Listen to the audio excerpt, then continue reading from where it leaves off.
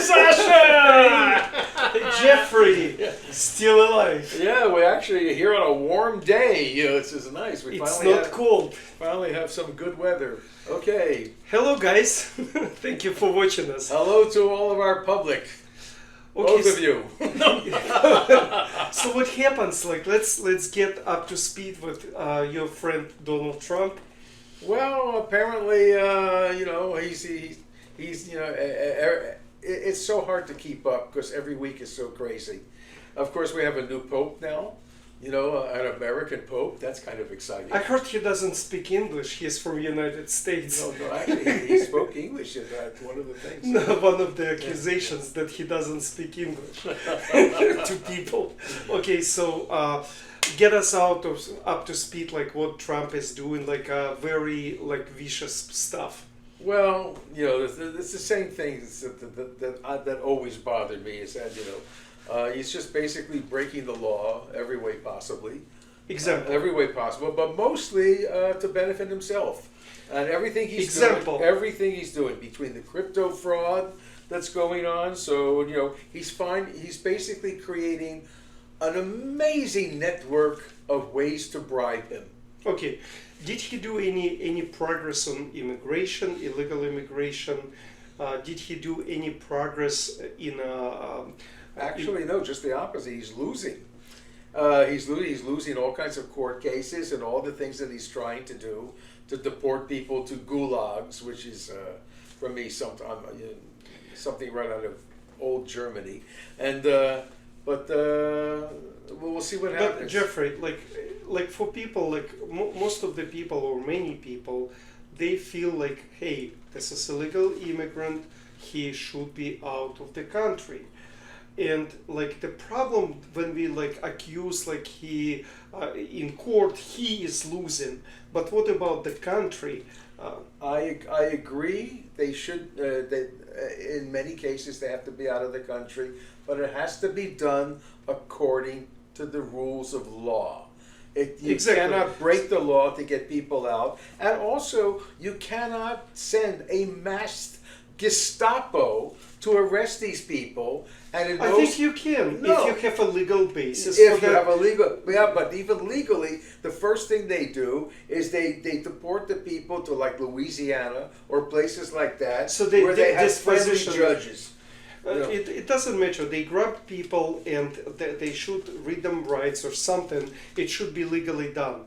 And then Trump complains that he cannot do it by millions because it takes so much time, which brings us back 1 or 2 years ago when I told everybody this is impossible to bring all the people out. And the amazing thing is that even under Obama and under Biden, they actually they deported more people. They deported more people than Trump's doing, and a lot cheaper because they're not hiring these unbelievably expensive transport planes to send them to basically improper and fraudulent places to lock them up, because a lot of people are making money in this, and I think that's really what it's about. Immigration is not about getting the people out of the country. It's how much money can I put in my pocket to get these people out of the country. So that's my feeling. Yeah, but also it has to be done legally. And when Obama did it, he was doing legally, it's smoothly. Courts are doing stuff instead of going back and forth against Trump's administration. So it's a crazy stuff. And they were actually checking the people that they tried to deport. They find out who they are. They don't just show up at places with mass people with no identification. You don't know what. Now they just arrested a mayor. There's a lot of things going on with that. What about tariffs? What about tariffs? The tariffs. They just sit down with Chinese government. The tariffs are going to be for me the disaster has already been created. Even if he eliminates the tariffs tomorrow, it's going to take probably 10 years before we get back to normal. Okay, so now they announced just a couple of hours ago on Sunday, today's Sunday, they announced that China and United States, got some deals done. Deals. We're doing deals now. But no description of No the deal. description of the deal. Let me just give you maybe I told one time before. This is an anecdote. It's a story. I know what the deal is. Okay. There's going to be a discount on Bugu Gai Pan. Okay. So a Jewish man, he comes to Rabbi, and he goes, Rabbi, Rabbi, I live so badly. I have my wife, I have 4 kids, and I have my mother-in-law, and we live in a single apartment, so there is only one room. I'm suffering, I cannot work. What do I do? And he's crying and he's all broken. So Rabbi says like, hey, Abraham, like, why don't you go and buy a donkey? And he says like, donkey? Why would I buy a donkey? Rabbi, what are you doing to me? And he says, trust me, Abraham, just go and buy donkey, bring it home and feed him, and come back in 2 months. So the guy goes, buys the donkey, brings it home. In 2 months, he broken up. He comes like to Rabbi, says like, Rabbi, what have you done to me and my family? Now we have this donkey in the middle of this it's single apartment. It dumps shit there. It's like it smells horrible. My wife, 4 kids, mother-in-law, we're just horrified. We cannot live like that. What do we do?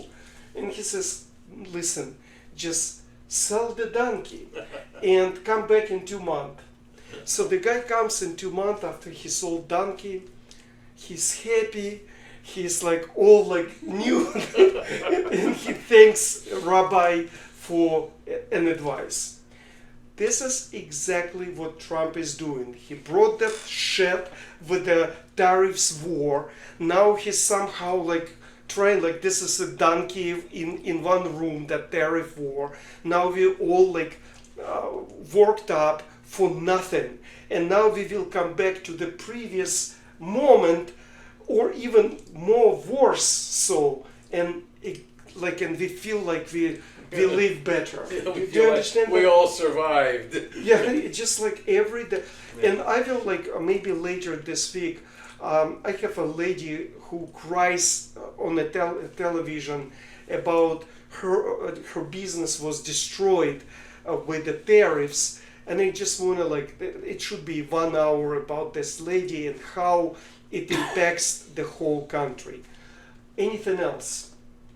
Well, that's interesting, but there are a lot. The thing is that the tariffs are killing not just small business, but they're killing big businesses in a way too. Because, for instance, we live in Los Angeles. We're close to the biggest port in the United States. It's half working, and we don't realize that when you fire the people, it's not just the containers with all the garbage in it from China. It's everybody. Distribution trucks and there's a whole the most infrastructure for this that's also going to die, and then to put it back, to get it back working again, it's very what a challenge that's going to be. Plus, it's like 145%. So like if you have some instrument to buy like tools. You paid like $100. Now you have to pay $250. And who's gonna pay for it? You as a consumer. And all the things on the shelves, like the goods, you will pay double, triple. This is not gonna work. This is insane. Listen, should we start talking about my book and why do we need to read my book? People need to read my book to understand what is going on in the country. Okay, what we want to do now, to be a little different, we want to go kind of chapter by chapter each week. Now, the first chapter of the book is actually very short. It's only like 3 pages. But it basically is the introduction to the rest of the book. And the most important thing that Sasha talks about is, why do people want to come live in the United States? I mean, all these countries, they blame the United States on this, they blame the United States for wars, they blame the United States for everything, but everybody dreams about living in the United States. Why? And the reason why, because United States has a the best structure for a person. You might don't realize if you're an American citizen who born here and lived all your life here. You just don't understand how significant is to do your business, work hard. Yes, it's not like nobody gives you money unless you're a social democrat. Unless you're Trump. Or Trump. But you work hard, but you paying taxes, and then everything comes back to you. Your like social security benefits, your medical, Medicare.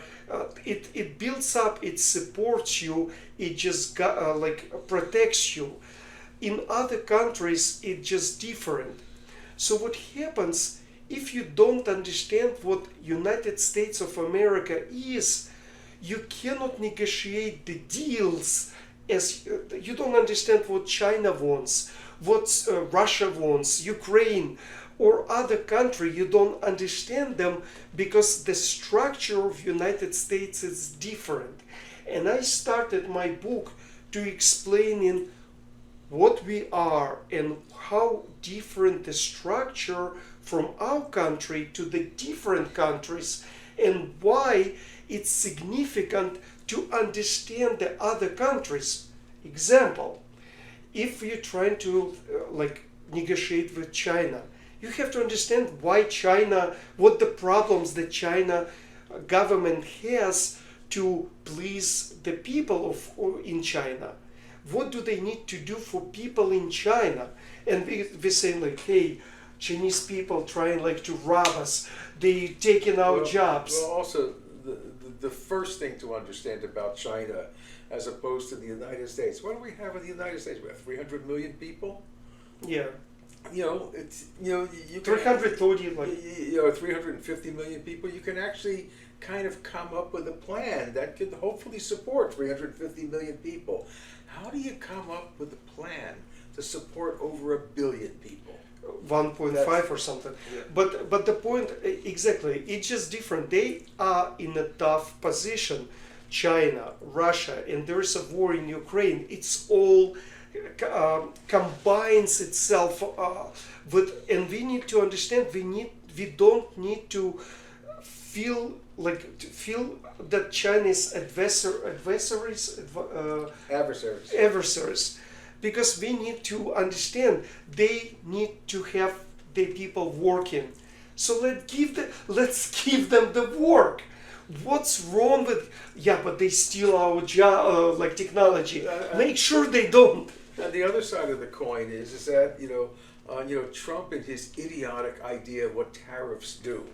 And it really is a completely idiotic deal, because his the math that he's using for this, if you were in elementary school taking an elementary school math course, nobody would come up with that calculation. It's just idiotic stuff. How can you compare, Barbie dolls and pencils to the kind of services that we offer?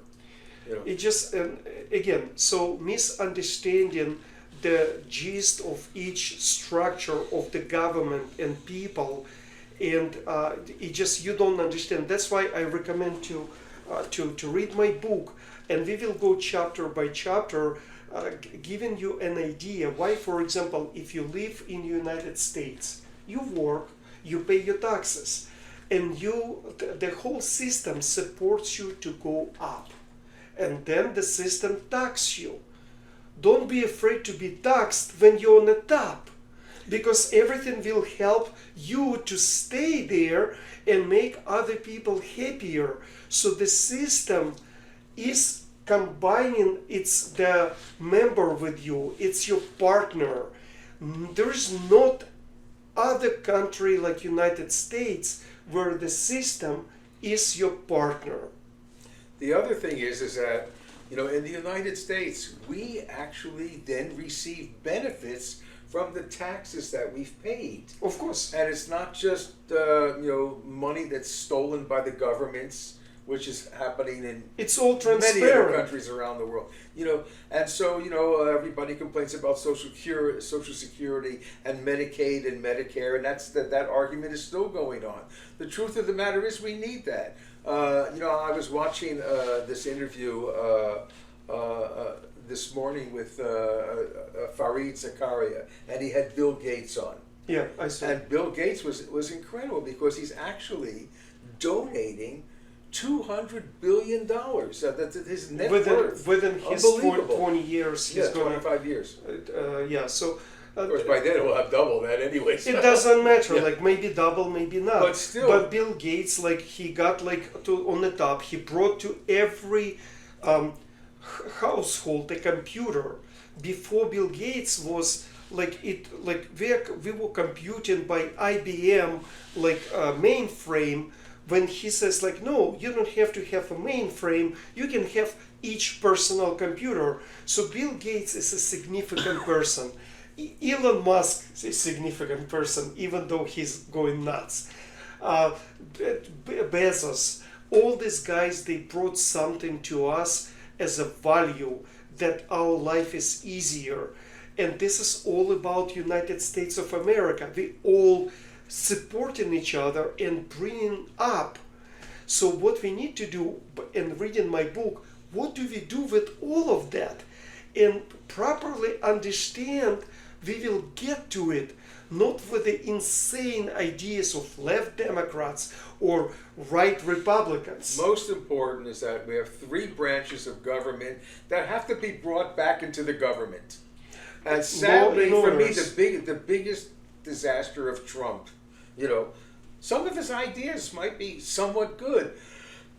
However, when you take away the most important aspects of our government that make the government work, we have a Congress, we have a judicial system, and we have the presidency. It's not a kingship. Yes. It's not about who was it? The Prime Minister of Canada got on there and he described the Oval Office as Versailles. I mean, the guy completely covers the Oval Office in gold. It's like his gold toilets at Mar-a-Lago. It's ridiculous. I mean, the guy, he only cares about anything that could possibly good in the world, they blame it on him. And anything that could possibly bad in the world, they somehow could figure out a way to blame it on Biden. But Jeffrey, it's not to me, and I hear you, but to me it's not about Trump. If you look take a look at the Democrats, if it wasn't for Trump, there wouldn't be these conversations. They playing down that if you're illegal, you're still working, you're undocumented person. It's not the way to do it. If Hillary Clinton was applying for the biggest job in the world, she was under FBI investigation. If anybody come to me applying for a job with working maybe there is something going on with a police department, I wouldn't say no, I apologize, I cannot take you Yeah, but what about Trump? He had already been convicted. But that's a precedent. Crazy. But that's a build-up precedent from the social democrats and Democrats that they don't care about law, even little things. It's little. You're a legal immigrant and you get you can get a driver license, you can do this, you can do that. But where's the responsibility? And when you let it go one thing, then it's hard to say that, just to put a justice on this crazy stuff what Trump is doing. He's just taking the shit on a different level. Yeah, well... Jeffrey, let's... I jotted down a few ideas, and which I thought I still keep bringing up the dumbing of America.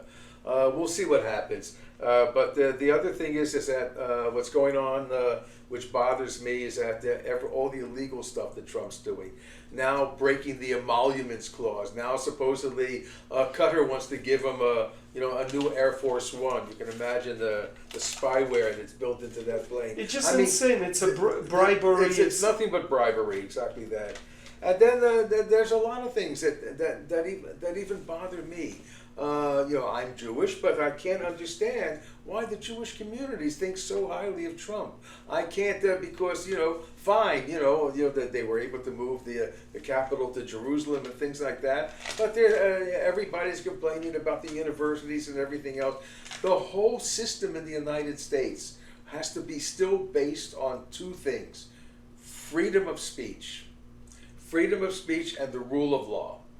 That's, for me, as soon as you start subverting freedom of speech and the rule of law, you're actually sending the direction of the United States in an absolutely bad way. Yeah, about Jewish people, I'm Jewish person myself. It's just what happens, like who else, like if you're talking about the universities, who else is voicing anything against that university, let it go, all this demonstration and pushing against, like pushing the Jewish students. This is outrageous that on the campuses they allow demonstrations and taking over the facilities of the universities and creating the hostile environment.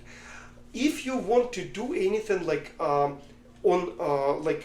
to protest what's going on in Palestine and stuff like that, take it outside of the universities. Right. If you do it on the campus, you should be thrown out or suspended. And absolutely. But that's a point. Nobody pushes back against those universities. Yeah, but there's a lot of things that people don't push back against the university. One of the things, even before with other presidents, the big problem was that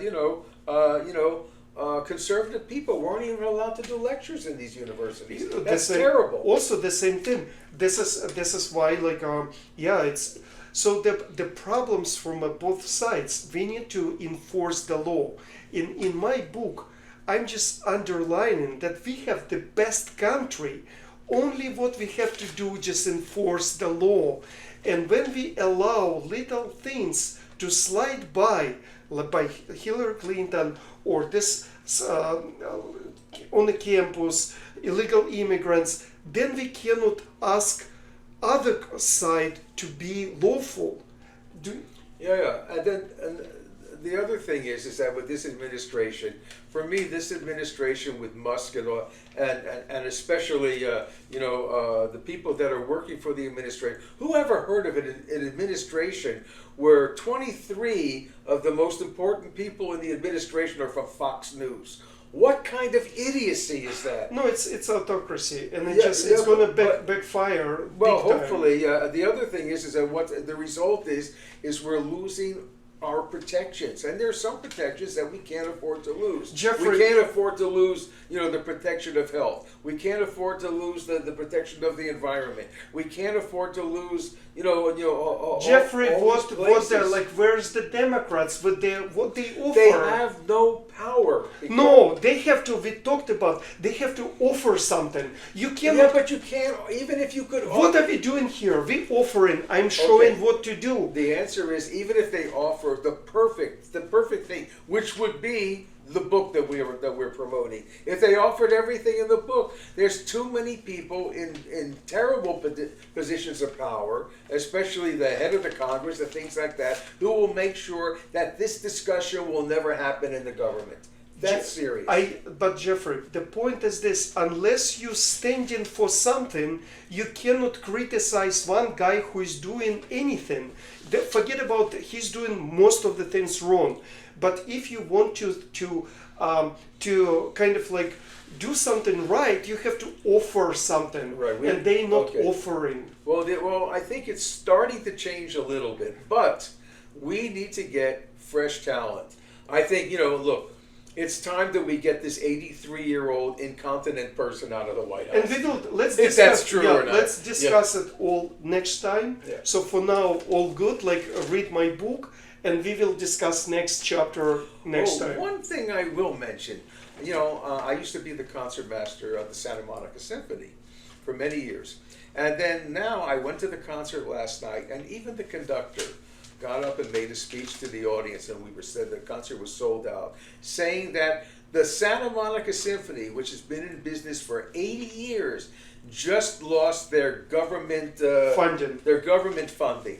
This is what Trump is doing to the arts. As an artist, that's the only what matters to me most is having in the old days it was wonderful even for Russia. You have to realize that Carnegie Hall and the Kennedy Center and all these places were famous because of great Russian artists that were performing there all the time. The former conductor of the National Orchestra for many years in Washington was Mstislav Rostropovich, the great cellist. Yes. And now all the great Russian artists of today can't even perform in the United States, which is a shame. What makes countries work together are the arts. When you're sharing artists back and forth, it's just like in the Olympics and you're sharing your great sports teams back and forth. This actually leads to compromise among countries. And that goes back to chapter Right. 1, because you have to understand the problems in struggles of each nation to negotiate, to work together. And that's a starting point with my book. And thank you, Jeffrey, for All coming. right, listen, this was good. We look forward to seeing you in a week. And we wish you all a happy Mother's Day, which is today. Yeah. And we'll be speaking with you soon. Bye-bye. Take care. Bye.